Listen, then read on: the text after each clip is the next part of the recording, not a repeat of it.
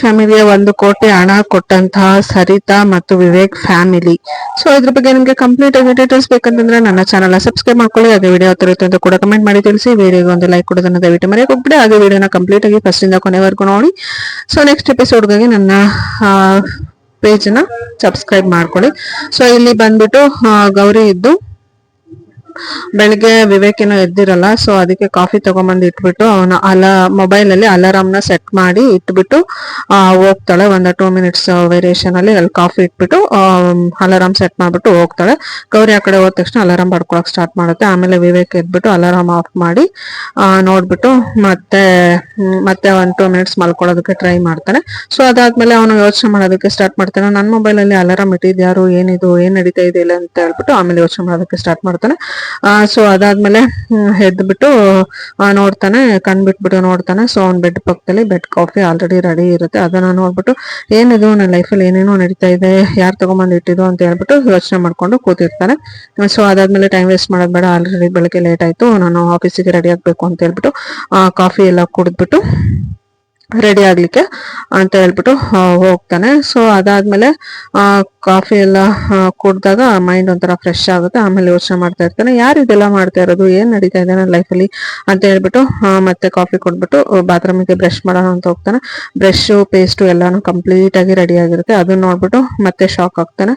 So ಯಾರು ಇದೆಲ್ಲ ಮಾಡ್ತಾ ಇರೋದು, ಏನ್ ನಡೀತಾ ಇದೆ ನನ್ನ ಲೈಫಲ್ಲಿ ಅಂತ ಹೇಳ್ಬಿಟ್ಟು ಬ್ರಷ್ ಮಾಡ್ಬಿಟ್ಟು ಮತ್ತೆ ಸ್ನಾನಕ್ಕೆ ಅಂತ ಹೋಗ್ತಾನೆ. ಟವಲ್, ಬಿಸಿನೀರು ಎಲ್ಲಾನು ರೆಡಿ ಇರುತ್ತೆ. ಅದನ್ನು ನೋಡ್ಬಿಟ್ಟು ಫುಲ್ ಶಾಕ್ ಆಗಿ ಹೋಗ್ಬಿಡ್ತಾನೆ.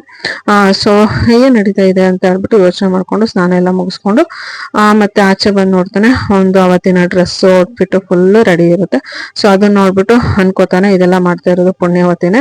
ಸೊ ನಾನು ಅವಳಿಗೆ ಬಾಯ್ಬಿಟ್ಟು ಏನು ಹೇಳ್ದೆ ಇದ್ರು ಕೂಡ ಅವಳ ಜವಾಬ್ದಾರಿಯಿಂದ ಅವಳು ಯಾವತ್ತೂ ಹಿಂದೆ ಸರಿಯೋದಿಲ್ಲ. ಅಷ್ಟು ಕ್ಲೀನ್ ಆಗಿ ಅವಳ ಮನೆ ರೆಸ್ಪಾನ್ಸಿಬಿಲಿಟಿನ ತಗೊಂಡು ನಿಭಾಯಿಸ್ತಾ ಇದ್ದಾಳೆ. ಸೊ ನಾನು ಎಷ್ಟೇ ಕೋಪ ಮಾಡ್ಕೊಂಡು ಎಷ್ಟೇ ಬೈದು ಏನೇ ಮಾಡಿದ್ರು ಕೂಡ ಅವಳು ಎಷ್ಟು ಚೆನ್ನಾಗಿ ಮನೆಯವ್ರ ಸೇವೆ ಮಾಡೋದ್ರಲ್ಲಿ ಯಾವುದೇ ಕೊರತೆ ಆಗದೆ ಇರೋ ತರ ನೋಡ್ಕೊತಾ ಇದ್ದಾಳೆ. ಇಂಥ ಹೆಂಡತಿ ಸಿಕ್ಕಿರೋದು ನಂದು ಪುಣ್ಯ ಅಂತ ಹೇಳ್ಬಿಟ್ಟು ಅವನು ಅನ್ಕೊಂಡು ಮತ್ತೆ ಡ್ರೆಸ್ ಅನ್ನ ನೋಡ್ಕೊಂಡು ನಿಂತಿರ್ತಾನೆ. ಸೊ ಅದಾದ್ಮೇಲೆ ಆಫೀಸಿಗೆ ಲೇಟ್ ಆಗುತ್ತೆ ಅಂತ ಹೇಳ್ಬಿಟ್ಟು ರೆಡಿ ಆಗ್ತಾನೆ.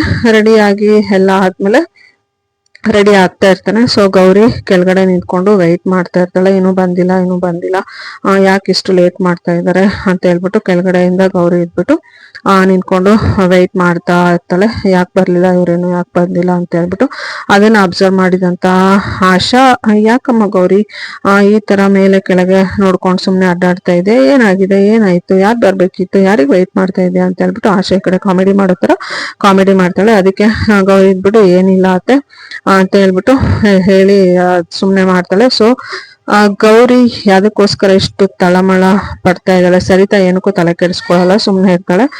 ನೋಡ್ಬಿಟ್ಟು ಸುಮ್ನೆ ಮನೆಯವರೆಲ್ರು ಅಜ್ಜಿ ಮತ್ತೆ ಸರಿತಾ ಸುಮ್ನೆ ನೋಡ್ಕೊಂಡು ಕೂತಿರ್ತಾರೆ, ಏನು ತಲೆ ಕೆಡಿಸ್ಕೊಳ್ಳಲ್ಲ. ಬಟ್ ಆಶಾಗಿ ಗೌರಿ ಯಾಕೆ ಇವತ್ತು ಈ ತರ ಮಾಡ್ತಾ ಇದ್ದಾಳೆ ಅಂತ ಡೌಟ್ ಬರುತ್ತೆ. ಸೊ ಅದಾದ್ಮೇಲೆ ಕೇಳ್ತಾಳೆ. ಸೊ ಅದಾದ್ಮೇಲೆ ವಿವೇಕು ಫುಲ್ ರೆಡಿ ಆಗ್ಬಿಟ್ಟು ಮೇಲ್ಗಡೆಯಿಂದ ಕೆಳಗಡೆ ಬರ್ತಾನೆ. ಸೊ ಗೌರಿ ಯಾವ್ದಕ್ಕೋಸ್ಕರ ವಿವೇಕಿಗೆ ಕಾಯ್ತಾ ಇದ್ಲು, ಗೌರಿ ಮತ್ತೆ ವಿವೇಕ್ ಏನಕ್ಕೆ ಕಮಿಟ್ ಆಗಿದ್ರು, ಇವತ್ತಿನ ಅವರ ಪ್ಲಾನ್ ಏನಿತ್ತು ಅಂತ ನಿಮ್ಗೆ ಕಂಪ್ಲೀಟ್ ಆಗಿ ಡೀಟೇಲ್ಸ್ ಬೇಕಂತಂದ್ರೆ ನನ್ನ ಚಾನಲ್ ಸಬ್ಸ್ಕ್ರೈಬ್ ಮಾಡ್ಕೊಳ್ಳಿ. ನೆಕ್ಸ್ಟ್ ವಿಡಿಯೋವರೆಗೂ ವೆಯ್ಟ್ ಮಾಡಿ. Thank you all. See you in the next blog.